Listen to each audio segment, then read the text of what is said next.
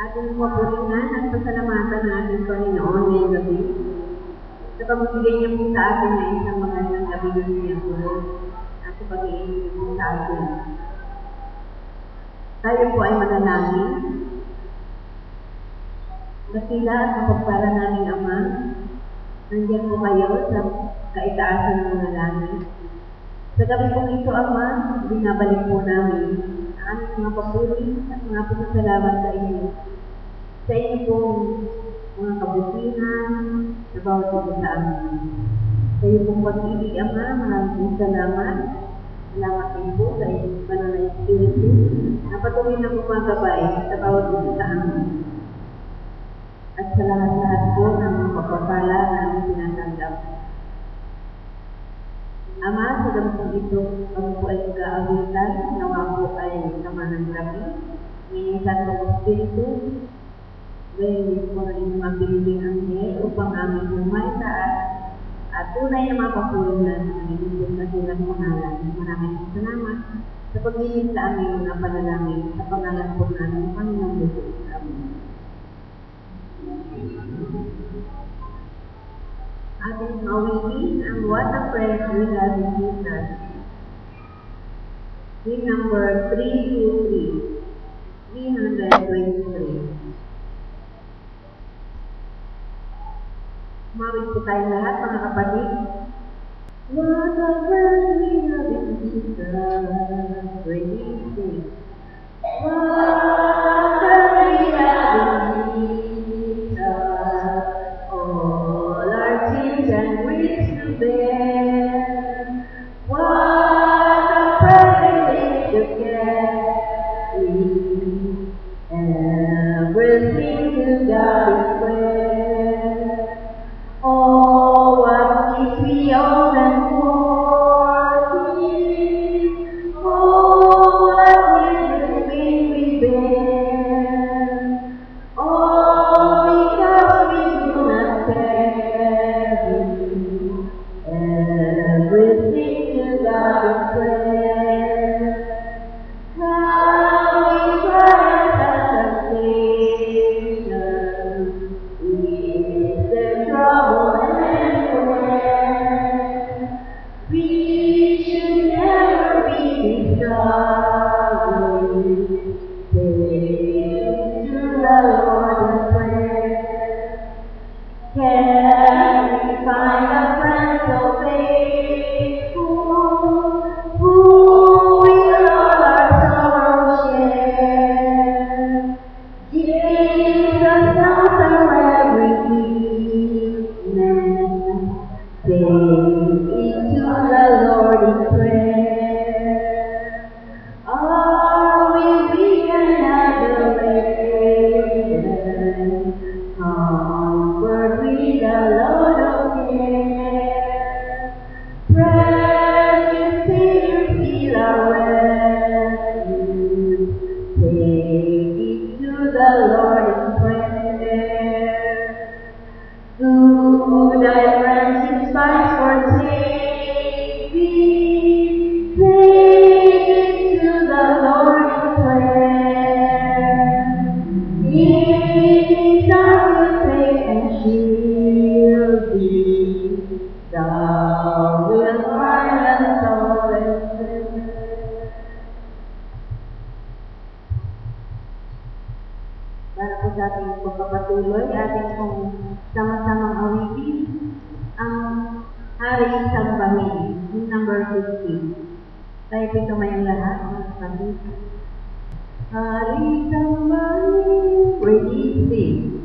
Hari Sambahin, o buong langit, inyong awitin, kanyang pag-ibig, matanda sa ating sanggana, maningning at lipos ng kapurihan, ang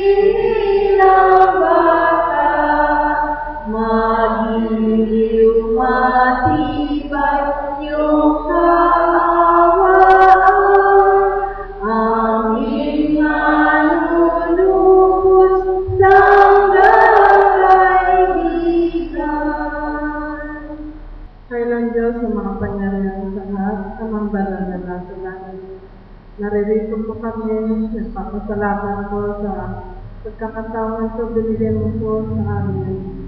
Kalati ang isang linggo ang pagdirinan mo sa amin. At kami po muli ay nagsisipo upay ikaw ay aming sambahin. At wala kami Diyos na pagkakas. Maraming salamat po sa patnubay at pagdirinan po at sa pagpapalang namin pinaglapay mo sa Madal sa naway, ingatan mo po Panginoon, mga kapatid na wala pa rin po. Ingatan mo po sila sa daan na makarating na malalaki dito sa iyong banal na sambahan upang kasama namin ikaw ay aming rin sa Ama, bawat isa po sa amin dito, patawarin mo po ang mga dalawang pagkakata at pagkukulang sa iyo na ikaw ay po sa amin ang aming patawaran upang karapat-dapat po kami sa pagsangkap sa iyo lagi sa iyo na ng pangalan at karapat-dapat din po kami sa mabuting sa mga pagdating. Ama, pagpalain mo po ba yung ang magsasalita sa kapatid ng Brother Darwin na ang kanyang mensahe na ibibigay sa amin dito pa ay tumulong sa ating isip-isipan upang ito po'y makatulong sa isang tatapag at maging ikaw unad na aming salansalataya at magamit namin sa pangalaw ng hawak ng kawal. Ama, tulungan mo po ang mga sa amin at ang mga kapatiran, sinuman po sa aming mga kapatiran ng may karamdaman, sinurin mo po kami sa tulo na inibalan na amay at pagdating mo po ang mga karamdaman.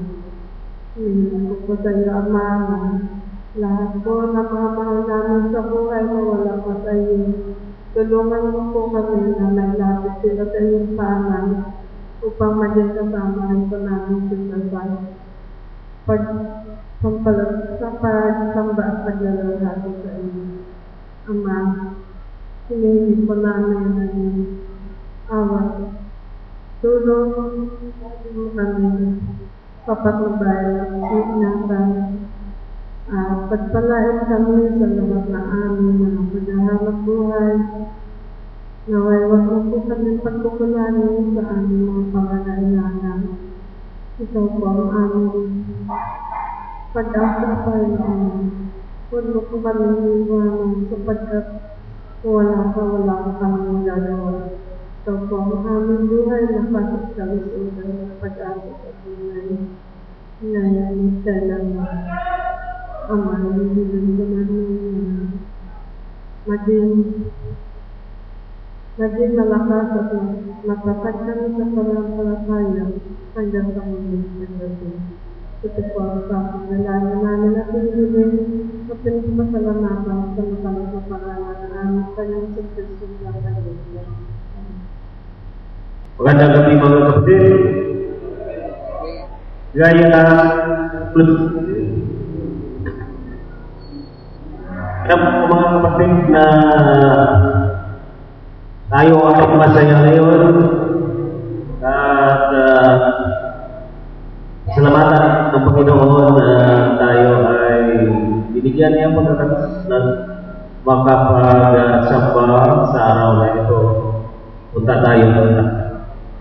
Ating pasalamatan ang ating kapatid na muna sa ating pag-awitan, Sister Lisa Buenavendora. Ganun din si Sister Nora Dison na siya na muna sa ating panalangin.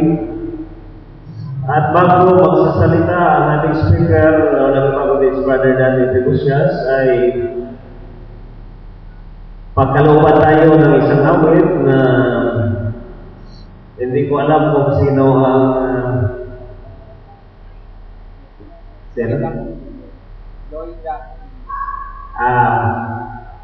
wala ba kundi Sister Lloyda Comenior ang natansay na siyang magkaloob ng design sa awit. At dahil ngayon ay Merkulis ng gabi mga kapatid, ayon sa ating Ugali ay araw-agabi ng panalangin at mga pagpasalamat, mga kahilingan, ay ibigay ko sa inyo ang panahon ng inyong mga kahilingan at mga pagpasalamat at bukas na isa natin para doon. Sino po ang mayroong mga prayer request? Mga pagpasalamat ay pupunta lang kayo dito. Mayroon tayong isang microphone dito para sa inyong mga kahilingan. Sino po ang mayroong kahilingan? Prayer request. Yung kapatid ko si Virginia Brown, umawa na tulong para bigay ko ng good health. So, yung anak na siya. Saka, yung anak ko, yung Boyet, yung Lisa, Brenda, Alina, Bisi, Bumbong, sana po, good health nila. Ako, hanggang ngayon, hindi ko kumasin yung pa ako. Naito na yung nagpupa yung sa doktor na yung nasiraan sa ano. Sa hindi atay, dahil tap na. Hindi pa kumalik. Yun po ang gusto na sana hindi na po God. Thank you po. Yun ang kahilingan ni Sister Putan na mababasa natin mamaya kasi tinayap ni Brother Jen. Hindi ko na lang ulitin mga kapatid. Sino pa po ang mayroong kahilingan? Sister Consul. Isama na natin sa panalangin ang anak ni Brother Sam Sierdo sa confined sa hospital sa Mexico. Isama na natin sa panalangin. Okay. Kahilingan ni Sister Consul. Ganun, mabakasan natin sa screen mamaya. Mga kapatid, patuloy natin ipanalangin ang mga ginay-Bible study natin. Ginay-Bible study ang Brother Julio. Sino man ang mayroong Bible study, patuloy natin ipanalangin na sila po ay tatanggapin nila ang Panginoon bilang tagapagligtas. Sino pa po? Good evening. Maraming salamat po sa Panginoon dahil na-bless ako matulungin. Sumali po ako kasi sa Christmas party at praise God, ako po ay maraming napanalunan at ang pinaka-grand prize ay nibigay sa aking washing machine. Maraming salamat po. At pag-pray po natin si Mrs. Ida na mayroong sakit. Sana po ay nibigay po siya. Maraming salamat. Thank you po, Sister. Sister Hiling. Salamat po sa Panginoon kasi matutuloy na po yung youth camping sa darating po na linggo hanggang Wednesday. Ipanalangin pa rin po namin ito at nawa po successful yung magprograma sa panahon na yun. Pero hindi po, panalangin dito natin yung PYC gaganapin sa inyo. Nawa rin po successful at marami po mga kapatahan. Patuloy mo pa rin po. Okay, thank you, Sir Ellen. Father Pastor, isama din po natin sa panalangin yung Diretso Family sa kanilang buong kalungkutan na nararamdaman natin sa pagkawalan ng mga kaibigan. Pag-pray natin yung Diretso Family na rin ang sinanay nila. Hindi ang iyak o ang makagaling nila. Pag-pray natin. Diretso din, pag-pray natin si Nanay Michelle. Nanay nito na hindi pa rin talagang lubos na nakakapag-recover. Pag-pray natin na nanay nito na bumalik ko sa lahat ng mga kaibigan. Gayon din, Timog Panginoon, ako rin natin dala ng mga kapatid. Lalo na yung pinagpupulo ng lugar. Sana ay mag-extend pa yung mga para sa mga pinapakit. wala pa silang pera na pambili na doon. Ipag-pray sana natin na hindi ko na maalis doon. So, then, panalangin din natin mga kapatid ang ating mga ginagawang binabalak ng mga programs, ating iglesia, sa darating na taon 2011 na ipag-pray ko rin yung mga elder kasama din mga lahat ng kapatid. Kasi kami po yung sa planning committee, kaya pag-pray ko rin kami na sana ay ang ating po sa mga plano ay maging matalino at ito yung pag-awapan pag-pray ko natin. Thank you very much.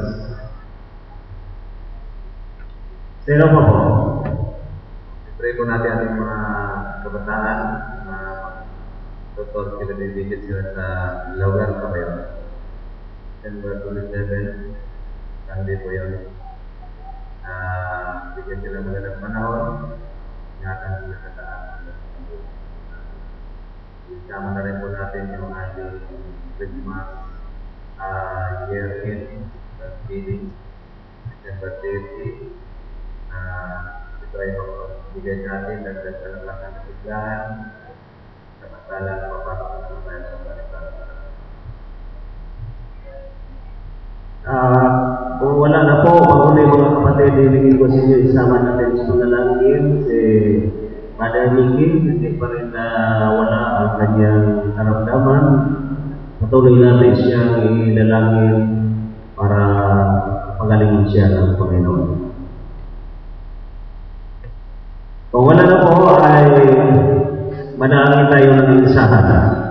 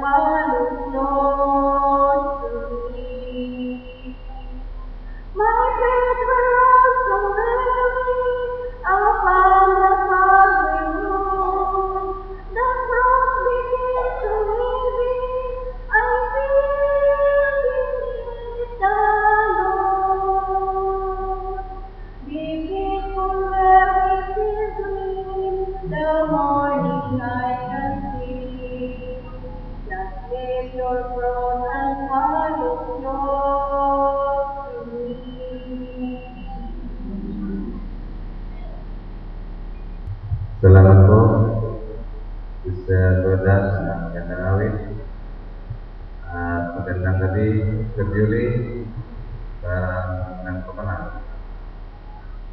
So, ang alala, mga 15 minutes lang po tayo at tayo ay matapos. At ang lingkod ay biyahe lang.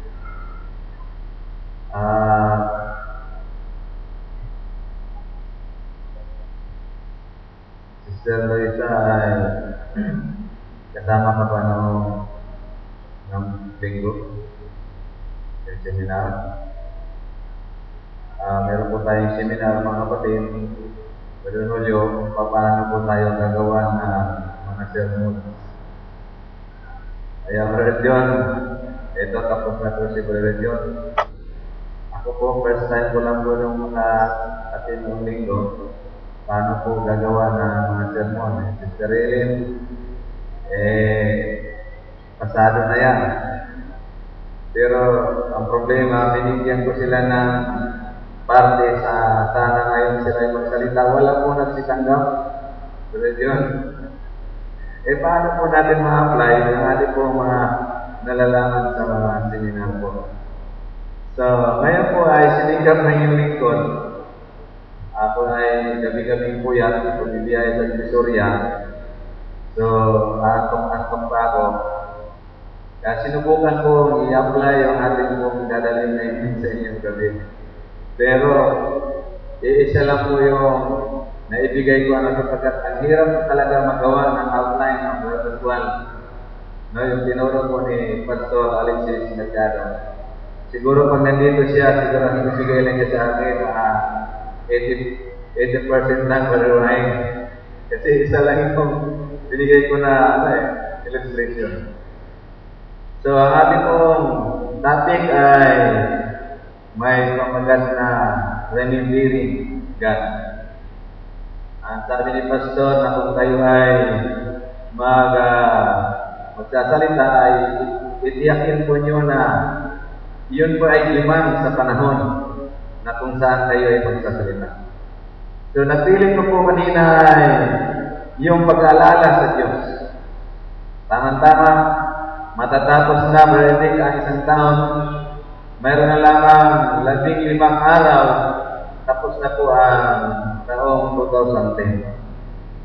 Alam po yung salitang remember, ay ito po yung malaking kagamutan sa salitang forgotten, no? Ito yung isang sagot sa salitang nakakalimot. Grabe rahing. Ngayon nag-umpisa tayo ngayon. Ano po mga magandang bagay sa mga nakaraang araw na dapat po nating alalahanin, mga kabataan? Habang ito yung sinusulat kayo na, sabi ko, napakaganda pala alalahanin ang mga nakaraang araw. Ang ika nga, yung hindi daw marunong lumingon sa pinanggalingan, ay hindi daw ikaw makarating sa paroroonan. Kaya yung ating alalahanin, yung mga nakaraang mga bagay, kung ano po nangyari sa ating buhay. Kaya ito po'y may kinalaman sa relasyon natin at sa ating Panginoon. Inumpisahan ko alalahanin yung mga bagay noong ako'y maliit pa sa aking kinagisna na magulang, yung aking lula. Sapagkat doon ko ako'y lumaki sa kanya. Nirecall ko ang mga mabuting bagay na ginawa ng aking lula sa aking buhay. Alam po niyo yung lula ko, Brother John, ay napakasipag. At palibas ay masipag, marami kaming nakaimbak ng mga pagkain. Maraming mga sakot-sakot, mga mais dyan sa budiga. Katunayan kalawahing sa sobrang bigat ng mais, yung aming papat na pinaglagyan, nabagsak po yun. Naalala ko pa yun. At sapagkat sobrang sipag, hindi po yun humihinto sa araw kung wala po siyang maitanim sa lupa. Palibhasay kami namubuhay sa lupain, mga kapatid. Naalala ko pa na kung mamumunga na ang balinghoy ng maraming bunga, Ang lula ko ay magbubunot ng sako-sakong napakalaking mga balinghoy ng araw. At gagawin niya ng lula ko kanyang iitirin. At pagkatapos, meron siya gagawin, kanya itong gagawin papalapit niya, kukuha ng katas. Tapos ilalagay sa ibabaw ng dahon ng saging na napakahipis. Tapos kanya itong ibibilad sa araw ng buong maghapon para ito'y tumigas. Pag natigas na yan, barit yun, kanya na ito yung kukunin at lulutuin na doon sa mantika. At pag nagmumula-mula na ang balinghoy na pinalapat, lalagyan na ng latik na sukal ng aming lula. Bubudbura na yan sa ibabaw. At pag nakita ko yun, mga kapatid, kami magkapatid, Peter Carlos, ay mag-aagawan na kami yan sa isang malaking lagayan. Yun po ang mga inalala ko sa aking lola ng kanina. Kaya po, magandang alalahanin ang mga nakaraan. Sa mga binatang talaga, may naisip na kayo sa inyong inalala ng magagandang bagay sa inyong buhay. O kung tungkol naman sa simbahan, Sister Edith, anong naalala mo noong araw? Nung ikaw ay 16 years old ka pa lang? 15 years old? Naalala ni Sister Edith, sabi niya, ang siglang mga kapatid noon, kahit pa umulan ay lulusog sa pagsasamba ng Miyerkules gabi, wala po yung puknak.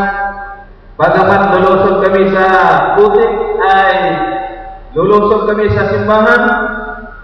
At kung saan yung mga social lights nandun, sama-sama lahat.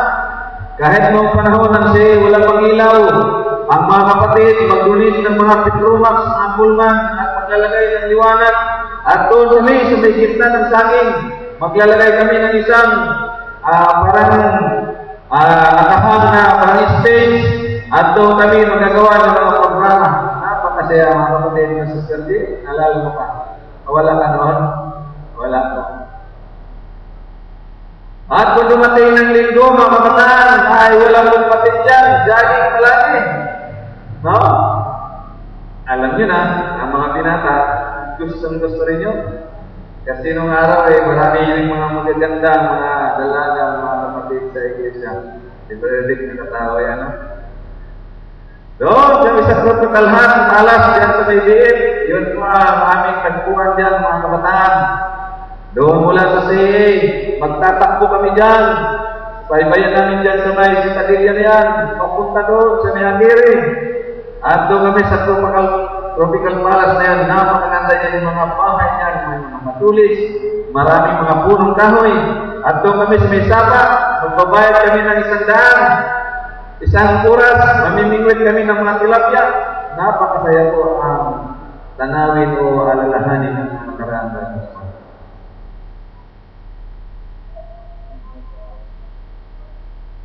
Pero kung atin pong babasahin mga kapatid, kung ano po ang nais ng Diyos sa atin na ating alalahanin habang tayo nabubuhay.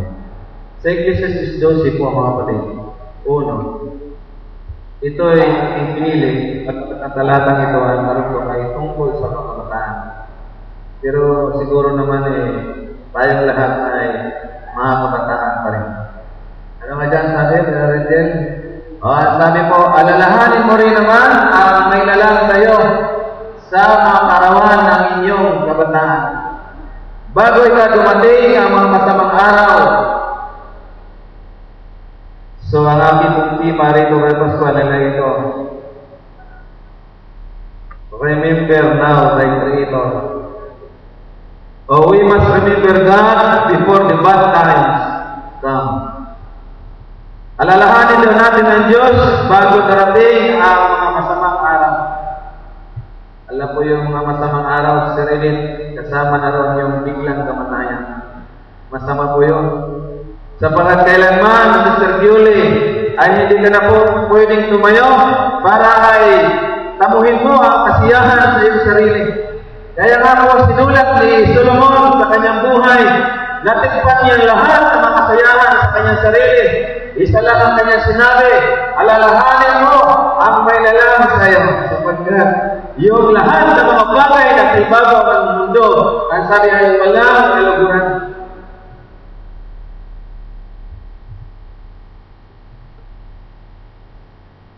Naalala ko yung mga bagay, maganda rin po yung i-compare mo yung noon ngayon. Kumusta ang ating spiritual noon sa Sir Biole kung ating alalahanin at saka ngayon? Doon sa matagal na mananampalataya, kumusta ang ating spiritual na buhay? Eh baka naman mas masigla tayo doon sa sarili. Ngayon. Kaya sabi ko, maganda rin kong salita, sabi, remember, alalahanin natin yung mga araw. Sabi nga sa unang Korika 16:12, paano po natin maalala yung ating mayroon? No? Anong mga bagay na dapat natin alalahanin sa Panginoon? Ang sabi po sa unang Kronika 16:12, maganda po ang pagkasabi mo. Sabi po noon, alalahanin ninyo ang kanyang kamahamanghang mga gawa na kanyang ginawa.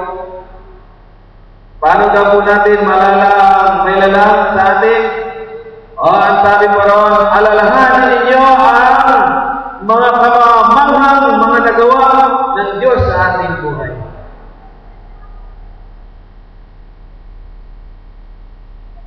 Si David ay mayroon pong isinulat sapagkat si David, siya ay tao dumaranas ng maraming mga pagsubok mga kapatid. Siya ay dumaranas ng maraming mga kamangamanghang mga bagay na galing sa pangyarihan ng Diyos. Kaya bubuksan natin ang awit 103, talatang 3. Ano daw po ang paano natin maalala ang Panginoon sa tuwina? Sabi po, by counting His marvelous deeds, sa pag-alala sa kanyang mga kamanghamanghang mga gawa. Paano? Ano po yung mga kamanghamanghang mga gawa na ginawa ng Diyos sa atin? Mga awit 103, talatang 3, 103. Hindi ba may bigyan ni Brother Ridel 103? Espanyol kasi 103 o 100 at tatlo. No? Talatang 3. Ang sabi ko ron, my sin and your sin was forgiven. Ang Diyos siya nagpapatawad ng inyong lahat ng mga kasamaan. Ano daw po yung ating alalahanin sa Panginoon? Para hindi natin malimutan sa Sirauring. Alalahanin natin ang Diyos na siya po nagpapatawad ng ating mga lahat ng mga pagkukulang. Sister Biole, kung hindi ka pinatawad ng Diyos, anong klase kaya ang iyong buhay ngayon? Ikaw ba, Sister Biole, damang-dama mo na ikaw ay pinatawad ng Diyos? Nadarama naman niyo sa inyong buhay na salamat Panginoon na ako ay iyong pinatawad sa aking kasalanan. Ngayon po, kung hindi pa niyo naalala yun mga kapatid, yung araw na yun, na mula nung nakilala mo na Diyos at tinanggap mo sa Panginoon ang kanyang kapatawaran, ay ngayon ay alalahanin natin yung bagay ng mga kapatid na ito'y galing sa Diyos, pinatawad ng ating mga pagkukulang. Nung ako'y kabataan, minsan ay umiyak na rin ang aking mga magulang. Alalahanin natin ang ating mga nakaraan. Para po tayo ay maituwid, maiwasto ang ating kalakaran. Bakit po umiyak ang aking mga magulang? Sa hindi nyo pagkakala, ang inyong lingkod ay napasama na rin sa mga barkada sa labas. Kung saan po mayroong inuman ng tuba, nandoon din po ako mga kapatid. Kung saan yung may mga haranahan, number 1 po, ako ay nandoon sa haranahan, sa ruwahin. Palibasa ako ay mga awit. Lahat po ng mga awit na nasa sanglibutan ay marami po akong naiipon noon, Brother Joe. At ang aking pong katuwang noon ay aking pinsan na mahusay ng magitara. Kaya kung saan kami lulusog, may mga dalaga roon ng mga magaganda, galing Manila, pupuntahan kami yan si Sir Nora. Aawitan po namin yan. Pero ang problema, bago kami pupunta ay mag-inuman muna. At hindi na po ako nauwi sa aming bahay. Kaya isang bisis mga kapatid, lumuha na lang ang aking magulang. And that time, I realized na hindi na po maganda ang aking nagawa sa aking buhay. Salamat sa Diyos na lahat ng aking pong nakaraan ay Kanya po pinatawad. At Kanya pong nilinis mga kapatid. Ito po mga bagay kung ating alalahanin niya ay hindi po natin malilimutan ang Panginoon. Pangalawa, sa karugtong ang sabi siya at papagaling na yung lahat ng mga may sakit.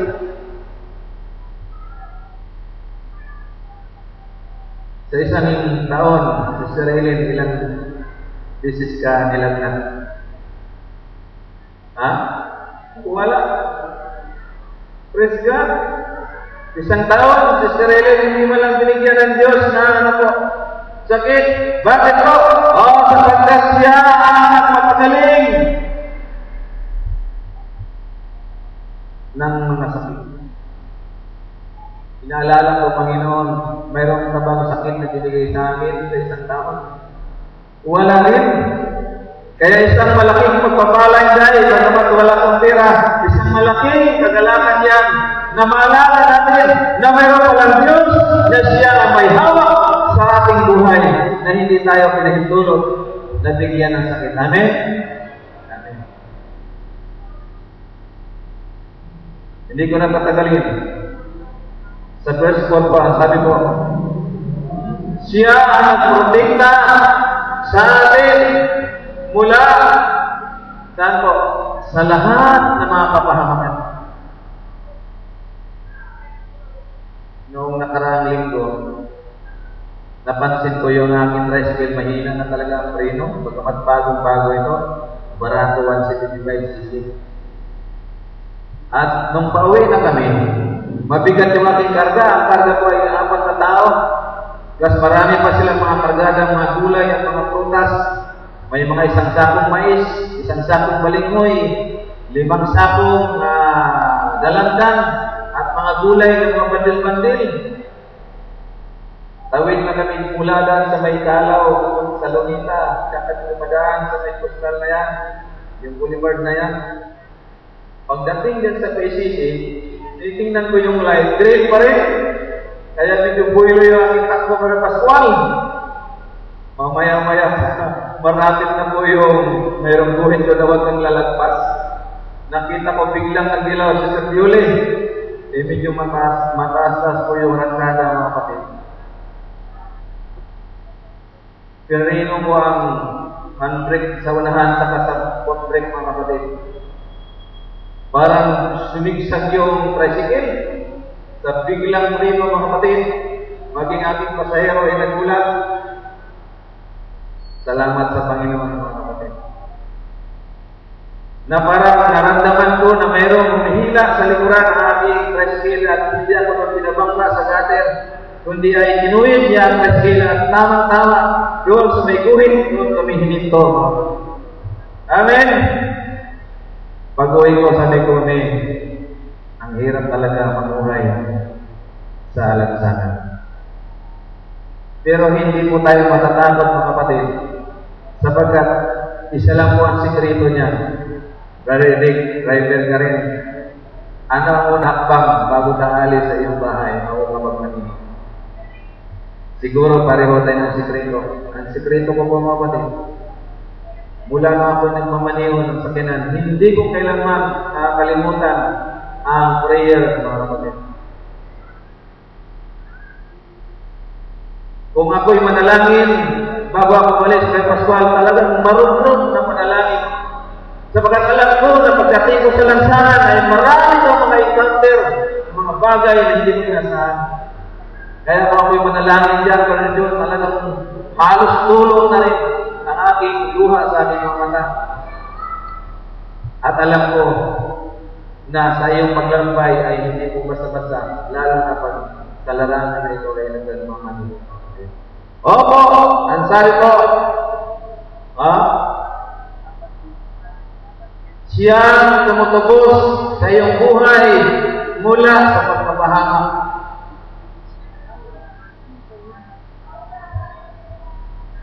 Sunod, ang sabi pa,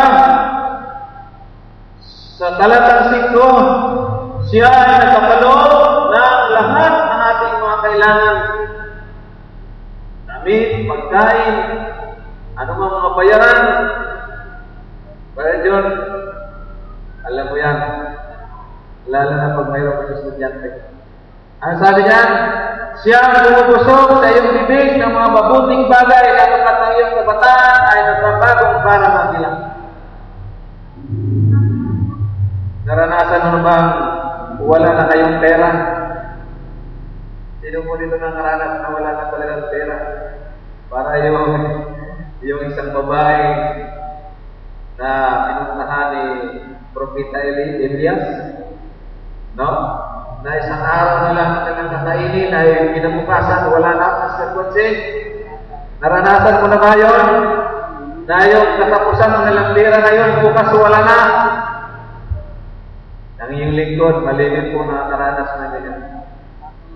Pero ang sabi po sa talata, katulad niya naranasan ni David, Diyos, siya ay ang bumubusog sa ating pong lahat ng mga pangangailangan, lalo na po sa ating mga kinakain. Kung ako yung magsisermon, malimit namin. Sinasabi ko yan mga kapatid, yung mga personal natin story.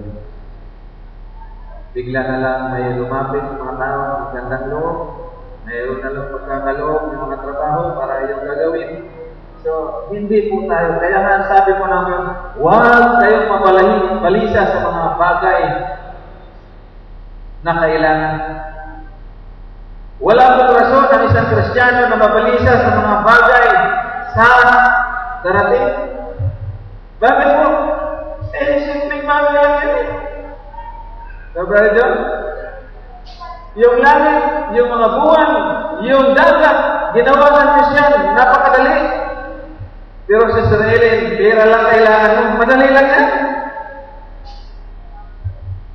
Ano pong sekreto mga kapatid? Matthew 6, talatang 33. Ano pong kanya? Sir Julie, alam mo yun? Matthew 6, talatang 33. O sino nakalam? Senora, alala mo ba?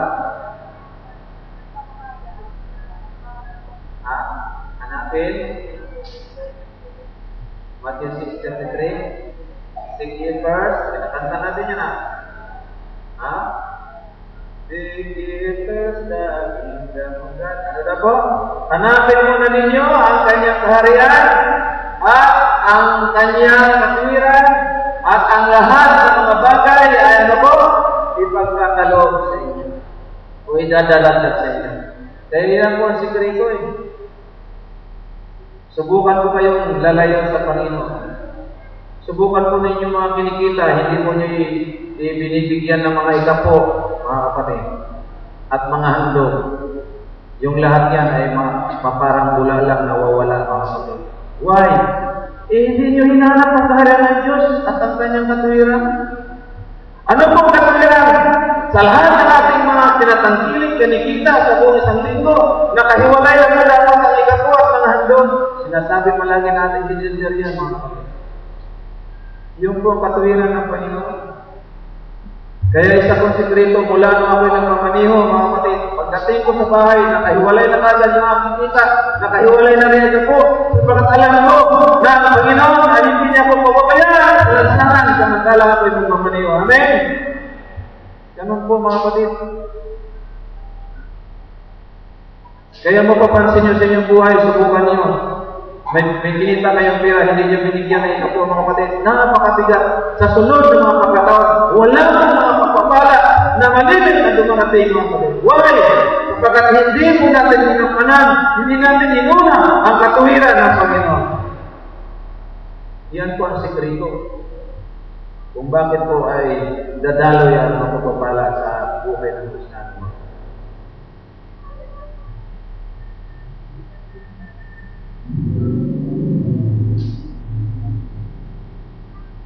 We must remember God before the bad times come. Alalahanin na po natin ang minalang bago darating ang mga bagay na masama sa ating buhay. Paano po natin alalahanin, mga kapatid? Oh, by counting His marvelous deeds. Sa pag-alaala sa mga manghang mga bagay na nangyayari sa ating buhay. Pagpalain po tayo sa gabi ito. Maraming salamat. Sa pagtugon po mga kapatid ko sa masagan ng pagpapala, ating tinanggap ngayong gabi, ating sama-samang awitin, ang kung sa buhay mo ay mayroon kang ligali. Tayo po tumayong lahat, mga kapatid ko. Kung sa buhay mo ay ready, sing. Kung sa buhay mo ay mayroon kang ligali, nasa iyong puso'y pumipiyapin, pagpapalangin ang nabis-asapin, bilangin mo't ligaya ang lalapin, bilangin mo ang pagpapalang, kaloob sa'yo ng Diyos Ama, bilangin mo ang pagpapalang, makikita mo mahal sa Kanya, mabigat ang luha ang susulat, at sa akala hindi mo na kaya, bilangin mo ang pagpapalalingan, at pilit na mahihiyayaman ka. Bilangin mo ang pagpapalang, kaloob sa'yo ng Diyos Ama. Bilangin mo ang pagpapalang, makikita mo mahal na sa Kanya. Sa Kanya man ang ibang tao, hilit ang yamang pangako ni Kristo, ang katiwalaang sa iyo. Hilit sa lahat ng yaman ng mundo, bilangin mo ang pagpapalang, kaloob sa'yo ng Diyos Ama. Bilangin mo ang pagpapalang, makikita mo mahal sa Kanya. Kaya ng kailangan ng mahirap, huwag kang makakasalaw ng Diyos lahat. Ito ang lagi mong isasama, at ang lungkot mo ay masisirapan.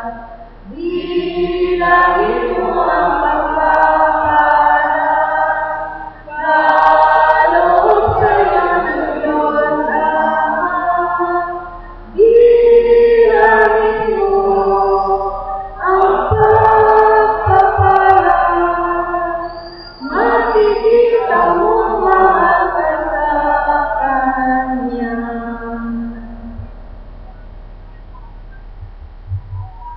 Pasalamat po Diyos sa inyong walang humpay na pagmamahal sa amin. Yung kabila po Diyos ng aming hindi mabuti. Nariyan kayo Diyos, kami ay inyong pinagpapala. Iningatan sa mga sakit. Siligtas sa lahat ng mga kapahamakan. At kami po ay nagpapasalamat sa lahat ng ito, O Diyos. At yung dalanan po namin na sa panibagong taon namin tatahakin, O Diyos, kung paano kami yung makalang araw, mga taon, ay naging masigasig, naging masaya sa paglilingkod sa inyo. Nilingkod namin, O Diyos, ang iyong Santo Espiritu, na kami yung tulungan upang magitin pa namin ang mga kasiglahan na yun at paglilingkod. Salamat po ng marami sa inyong pong pagiging. Sa ngalan po namin,